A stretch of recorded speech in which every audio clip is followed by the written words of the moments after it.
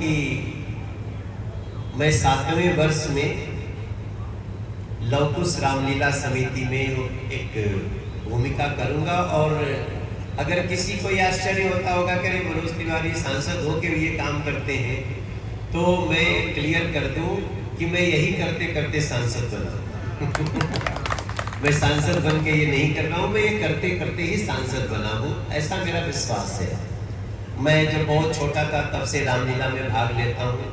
गांव की रामलीला को मैं जब अपने बड़ों से अपने हैंडओवर लिया था तो मैं उसका डायरेक्शन भी किया करता था। और मैंने रामलीला में बहुत बच्चा था तो मैंने स्त्री पात्र भी किए, हम सीता जी का भी रोल किए हैं। थोड़ा बड़े हुए तो हम कैकेयी का भी रोल किए, और बाकी हमें जो मिलता था लक्ष्मण जी के रोल पे, थोड़ा बड़े हो गए तो हम अंगद बनने लगे। ऐसे बहुत सारे रोल करते थे। जब हम अपने गांव से बाहर निकले हैं तो हम इस विश्वास के साथ निकले हैं जो मैं शेयर करना चाहता हूं इस 2025 के रामलीलाओं के पहले, नवरात्रि के पहले, कि जितना इस देश में पुस्तकों ने नहीं राम को प्रतिष्ठापित किया है, उससे ज्यादा रामलीलाओं ने प्रतिष्ठापित किया। इसलिए हम रामलीला समितियों का बहुत आभारी हैं। लव कुश रामलीला समिति जो, जैसा भैया भाई साहब बता रहे थे कि 51 वर्ष इधर और सनातन धर्म रामलीला के तहत लगभग 99 वर्ष का सफर पूरा हो गया, तो मैं ये कहूँगा कि अगले साल इसके जब आप शतक वर्ष मनाएं तो बहुत बड़े स्तर पे मनाएं, ये हमारी आप सबसे प्रार्थना होगी। अपनी आवाज पे, मेरे आवाज पे हुआ, मेरे आवाज पे ही मेरा सम्मान हो रहा है, तो और सबको अब मुझे अजीब लग रहा है, लेकिन आपने जो गदा दिया है ये बहुत अच्छा काम किया, क्योंकि इसकी जरूरत हम सबको राजनीति में भी पड़ती रहती है। गदा एक प्रतिज्ञा है, वो प्रतिज्ञा है सेवा की। और गणपति बप्पा आप ले आए सत्यभूषण जी, बहुत अच्छा लगा। मैं आप सबको याद दिलाऊं, और खासतौर से मीडिया के थ्रू मैं देश को बताना चाहता हूं कि रामलीला में हर व्यक्ति को भाग लेना चाहिए, चाहे वो रोल कर रहा हो या नहीं कर रहा हो। क्योंकि राम सिर्फ एक चरित्र नहीं है, राम हमारी सभ्यता है, हमारी संस्कृति है। हम सूरीनाम जाते हैं तो उतरते ही हमको आदमी बोलता है भैया राम राम। मॉरिशस जाइए राम राम, त्रिनिडाद गयाना जाइए राम राम, एक दो कम कर दो, थोड़ा हमें परेशानी। फिजी जाइए राम राम, यहाँ तक कि देश के अनेक हिस्सों में जाइए, चाहे हम बिहार के गाँव में घूमे या फिर दिल्ली के गाँव में घूमे, हमारी यही बात है, ओ भाई राम राम। तो ये राम सिर्फ चरित्र नहीं है, इसलिए रामलीला में हर व्यक्ति को भाग लेना ही चाहिए। मैं तो ये कह रहा हूं कि भारत को और भी एक होकर विकसित होने के लिए दूसरे धर्मों के लोगों ने भी राम की चर्चा की। आप गुरु नानक देव जी को पढ़िए, उनके कीर्तन पढ़िए, राम और कृष्ण कितनी बार आते हैं। जैनिज्म में जाइए, बुद्धिज्म में जाइए, राम हर जगह है।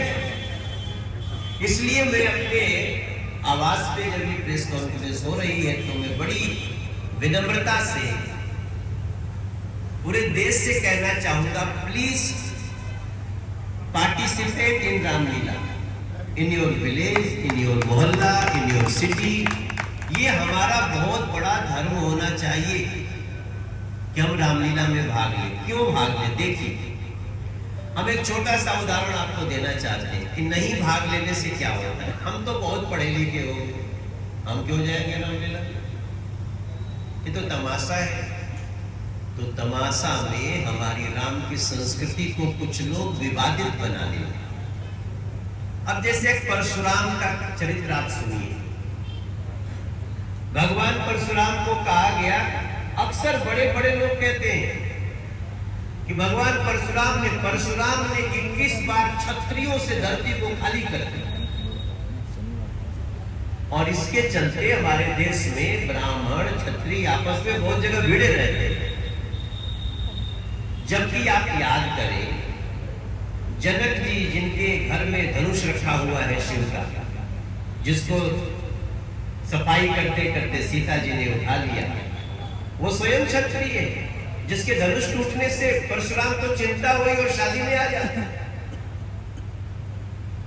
तो जनक जी भी तो क्षत्रिय थे, परशुराम जी ने उनको तो नहीं मारा। विश्वामित्र जी कहते हैं, ये राम और लक्ष्मण को आशीर्वाद दो महात्मा। परशुराम पूछते कौन है राम लक्ष्मण? बोले दशरथ जी के पुत्र है। अरे दशरथ के पुत्र है, आयुष्मान हो, वो भी तो क्षत्रिय है। फिर ये कौन सी शक्तियां हैं जिन्होंने कह दिया कि परशुराम ने सारे क्षत्रियों को मार डाला? जबकि रामचरितमानस में साफ साफ लिखा है कि सुनहु राम जहि शिव धनु तोरा, सहस बाहु सब सोरी को मोरा। राम जी अगर कहते हैं कि रावण को उसकी सजा भुगतनी पड़ेगी, तो ये चला देगा कोई देश में कि ब्राह्मणों को सजा भुगतनी पड़ेगी। राम ने कहा सहस्र बाहु के पापों का अध्ययन करे संसार, तब पता चलेगा कि परशुराम ने कितना बड़ा कार्य किया। सहस्र बाहु को उसके वंश के साथ मार कर।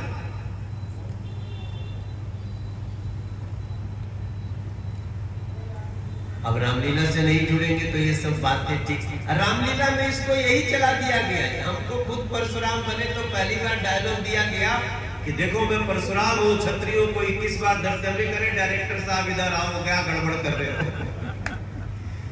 तो मैं देश के सभी रामलीला समितियों को बोलना चाहता हूं, हे मेरे भारत और दुनिया भर के, इंडोनेशिया, बाली से लेकर संसार में जहां जहां रामलीला हो रही है, आपकी रामलीला में क्या क्या संवाद चरित्रों से हो रहा है उसको चेक करिए। अब समाज जागृत है, सोशल मीडिया, आप जब इंस्टाग्राम और व्हाट्सएप और ये फेसबुक सुनते हैं, ट्विटर सुनते हैं, तो आवाज कितनी क्रिस्टल क्लियर आती है। आप एक बार इंस्टाग्राम में आजकल घुस जाइए तो निकल ही नहीं पाएंगे आधा घंटा, ऐसा फंसा लेता है। क्यों? क्योंकि उसका साउंड इतना मजबूत है। हम जब टीवी चैनल देखते हैं तो उसमें घुस जाते हैं। क्यों? क्योंकि वो बहुत अच्छे से एंकर साउंड से बोल रहा है। हम जब यहाँ बात कर रहे हैं तो हाँ, स्पीकर पे सारे मीडिया का माइक रखा हुआ है, क्योंकि उनको रियल साउंड चाहिए। हमें साउंड पे भी काम करना है रामलीला में, और रामलीलाओं में होने लगा है। पहले लोग रामलीला में चरखी पे चढ़ने भी आते थे, वो चाट पकौड़ी भी खाने आते थे, लेकिन मेरा विश्वास करिए अब लोग रामलीला देखने आ रहे हैं, रामलीला को समझने आ रहे हैं। इसलिए मैं तो कहूंगा, मैं तो आजकल इस बात को महसूस कर रहा हूं कि रामलीला शोर शराबे में सुनिएगा, ज्यादा ध्यान आपका चरखी पे रहेगा, तो ये कैसे पता चलेगा कि भरत को राजगद्दी मिली लेकिन भरत ने राजगद्दी पे बैठने से इनकार कर दिया। इस देश के न्यायालयों में जाइए तो 80% झगड़ा भाई भाई का है, हिस्से का है। और हमारी रामचरितमानस में कैकेयी ने लाख प्रयास करके राम को वनवास करा दिया, भरत को राजा बना दिया। क्या भरत राजगद्दी पे बैठे मेरे भाई बहन? क्या बैठा राजगद्दी पे? राम जी का खड़ाऊं।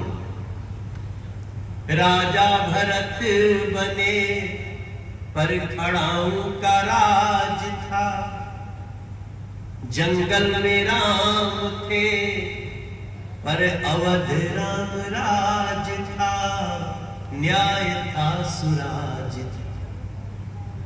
ये कैसे हुआ? भरत जैसा भाई खुद में बसा लीजिएगा। एक भरत जैसा भाई हो जो दूसरे का हिस्सा भाई का लेना ही नहीं चाहता है, न लिया, ये क्या सिर्फ हिंदुओं में चाहिए? ये तो दुनिया के हर धर्म में ऐसा भाई होना चाहिए। तो मैं रामलीला को सपोर्ट करने के लिए मैं किसी भी हद तक जाना चाहता हूं। और मुझे खुशी है कि जब से नरेंद्र मोदी जी देश के प्रधानमंत्री बने, वो सिर्फ एक ही रामलीला में रावण को नहीं फोड़ते, आपके यहां भी आए थे, फिर वो घूम घूम के रावण को जलाने का जो एक सांकेतिक है, वैसे तो बहुत तरह के रावण वो खुद भी रोज जला ही रहे हैं लेकिन सांकेतिक रावण भी जल रहा है। तो उन्होंने हर रामलीला को तवज्जो देना शुरू किया।